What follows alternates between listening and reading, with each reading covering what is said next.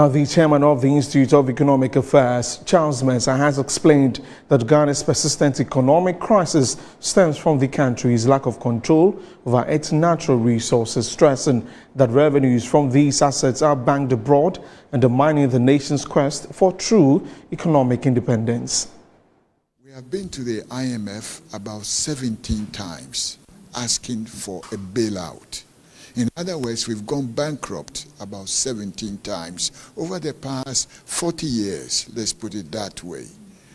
And here we are, we have a huge mining industry. We produce gold. We are told Ghana is the largest gold producing country, one of the largest, maybe the second in Africa. Yet, with all these natural resources, we keep going bankrupt. Why is that? Now, it is because we have no control over our natural resources.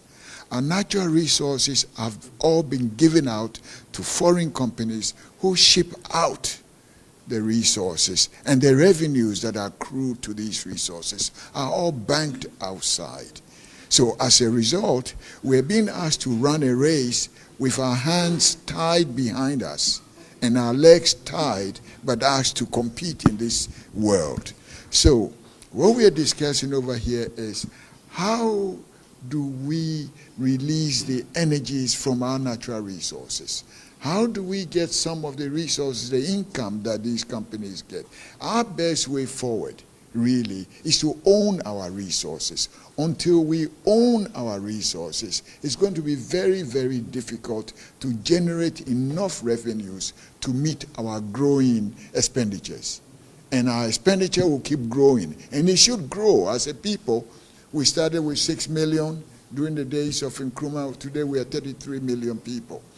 We need to build more roads, more hospitals, more schools, and so on. And you need money to do that. So when I hear people saying, cut expenditures, I ask, which one should we cut? Should we cut health? Should we cut education? No, we can't do that. We rather need to generate more revenues, and that means we have to find a way to own our resources. If we don't own our resources, we will continue operating under this same model, and very soon we'll go to the IMF again for the 18th time.